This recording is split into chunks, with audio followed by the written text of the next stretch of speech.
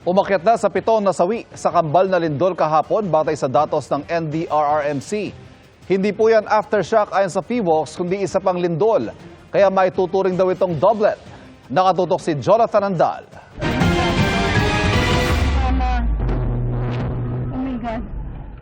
Ilang beses na kumislap at pumutok ang posteng yan sa Davao City nang yumanig ang magnitude 7.4 na lindol kahapon. Oh my God, Lord! Oh my God, Lord! Uy, may pumutok. Dahil sa pagsabog, napahinto ang mga motorista.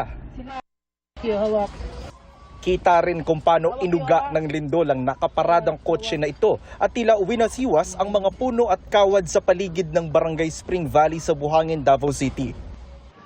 Grabe ang lakas! Oh my God, Lord Jesus! Nayugyug din ng lindol ang mga punong ito sa isang compound. Dinig ang sigawan ng mga tao.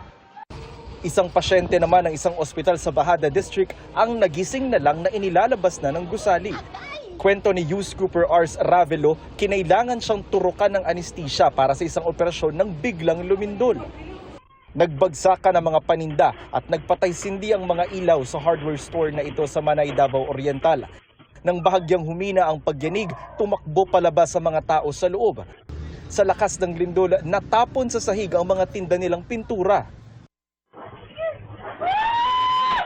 Sa Bansalan, Davao del Sur, nakuhanan din ang CCTV ng isang tindahan ng pagyanig. Isang lalaki ang napatakbo sa takot habang may asong pilit na nagtago sa ilalim ng mesa.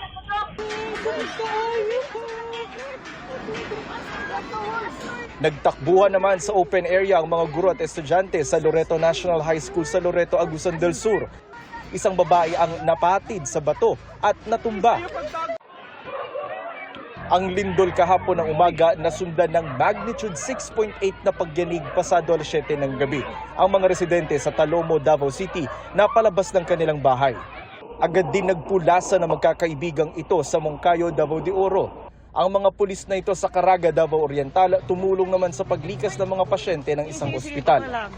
Dahil sa lindol kagabi, bumigay ang pader ng isang eskwelahan sa Caraga rin.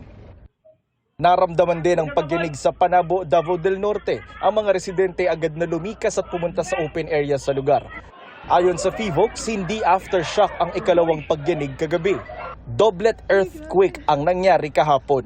Paliwanag ng PHIVOLCS, ito raw ay dalawang lindol na magkalapit na nangyari pero may magkaibang epicenter. Same source, same area, and closely timed sila, very close to each other in time and in space. Para sa GMA Integrated News, Jonathan Andal, nakatutok, 24 oras.